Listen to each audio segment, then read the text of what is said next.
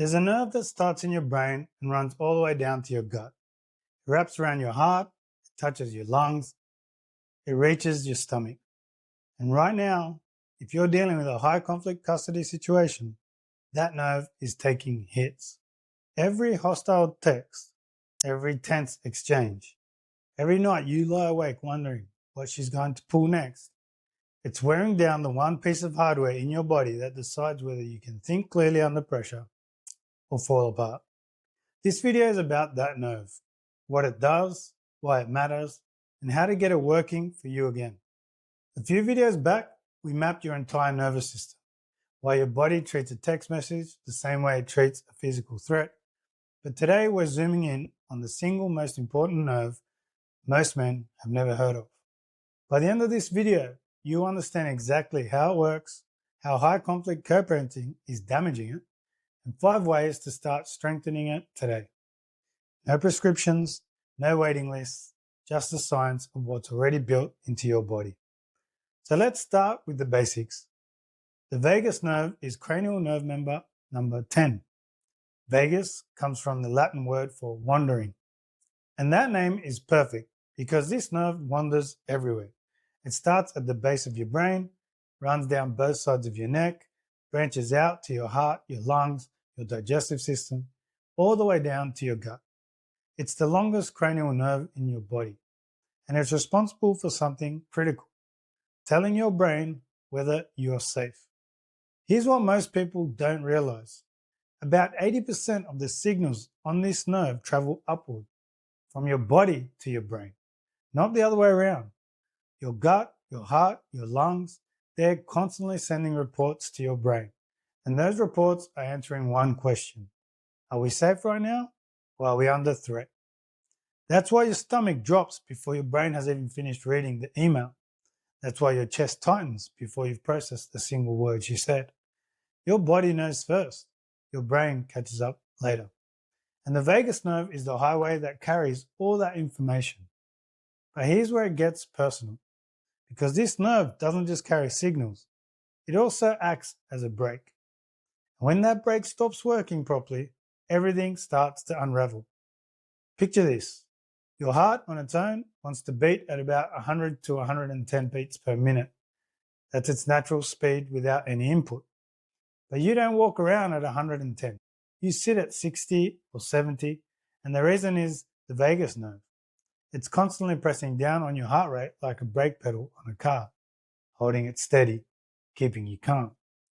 When your brain detects a threat, a name on your phone, a car pulling into the driveway, an email from her solicitor, that brake releases.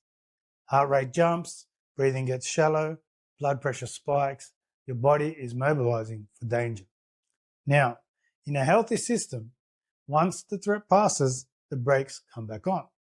Heart rate settles, breathing deepens, you come back to baseline. But here's what happens when you've been in a high conflict situation for months or years. That brake gets worn. It releases fast, really fast, but it takes longer and longer to come back on. That's why a 30-second phone call can ruin your whole evening. That's why one passive-aggressive text at 9 a.m. can leave you rattled until midnight. Your vagal brake isn't broken. It's just been overworked. And the damage isn't just something you feel, it's something researchers can measure. That part's coming next. Scientists have a way to measure how well your vagal brake is working. It's called heart rate variability, HRV for short. It's the tiny variation in time between each heartbeat. And it turns out the number tells us a lot about how resilient your nervous system actually is. Higher HRV means your body can shift gears smoothly. You can respond to stress and recover quickly. Lower HRV means you're stuck in one gear, reactive, inflamed, running hot. And here's what the research says about conflict. A team at Ohio State University studied couples during disagreements and found that hostile arguing didn't just raise stress hormones in the moment, it triggered measurable inflammation, markers like IL-6 and TNF-alpha. That lasted for the rest of the day. One 20-minute hostile exchange, inflammation that lingers for hours, and that's from a single argument between people who are still together. Now imagine you're in a custody battle where the conflict doesn't end after 20 minutes, where it shows up in your inbox, in your solicitor's letters, in the drop-off line every Friday afternoon, week after week, month after month. Here's what this does. Earlier research from the same group found that stress hormone patterns during relationship conflict predicted which couples would divorce a decade before it happened. Your body is keeping score. Even when you think you're handling it, even when you tell yourself it doesn't bother you anymore, your vagus nerve knows the truth. Good news, if you can measure this, you can change it. Most smartwatches, Apple Watch, Whoop, Aura, even some Fitbits, already track HRV while you sleep. And the number you want to watch isn't any single reading, it's the trend. Because what we're about to talk about, the exercises, they shift that trend measurably, consistently.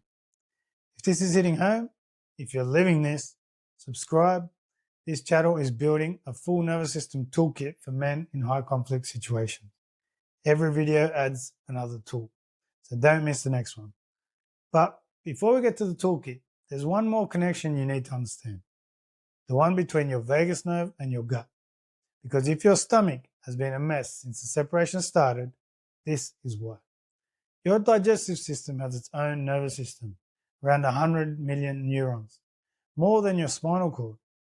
Scientists call it the enteric nervous system, and the vagus nerve is the main cable connecting it to your brain. That gut feeling you get when something's wrong, that's not a metaphor. That's 100,000 vagal nerve fibers sending real-time data to your brain center. And when your vagus nerve is under chronic stress, when it's been hammered by months of conflict, those gut signals get louder and more disruptive. Loss of appetite, nausea before exchanges, that knot in your stomach that never fully goes away, digestive issues that started right around the time everything blew up. If that sounds familiar, it's not random. It's not anxiety in some vague, handy, wavy sense. It's your vagus nerve under pressure, sending distress signals through your gut. Because the vagus nerve controls your digestive system, chronic conflict doesn't just make you feel sick to your stomach. It actually disrupts your gut's ability to send safety signals back to your brain. So it's this loop, and it runs in both directions. And that's one more reason why strengthening this nerve isn't optional. It's maintenance. So let's talk about how. 5 techniques, all free, all backed by research, all things you can start doing today. Think of these like a pre-flight checklist. Pilots don't skip steps before takeoff. Surgeons don't wing it before an operation. You shouldn't walk into a custody exchange or open a hostile email without preparing your hardware first. Number 1, the physiological sigh. 2 quick inhales through your nose, back to back, followed by 1 long, slow exhale through your mouth. This is the one you use in the car before you walk into a custody exchange, the one you reach for before you open that email you've been dreading. Stanford study in 2023 tested this against box breathing, hyperventilation, and mindfulness meditation. 5 minutes a day for 4 weeks, the physiological sigh came out on top for improving mood and reducing stress markers. You don't even need 5 minutes, 2 or 3 cycles, maybe 30 seconds, and your heart rate starts to come down. Number 2, cold water on your face. This is what you do after you read a text that makes your chest tighten, after a call that leaves you staring at the ceiling. When cold hits the skin around your eyes and cheeks, it triggers something called the mammalian drive reflex. Your heart rate drops, your vagus nerve fires, your body shifts from mobilization to recovery automatically. You don't need an ice bath, a cold washcloth over your eyes for 30 seconds, splashing cold water on your face, even holding a chilled water bottle against your forehead. It works. Best use? Courthouse bathroom before a hearing. Kitchen sink after a hostile call.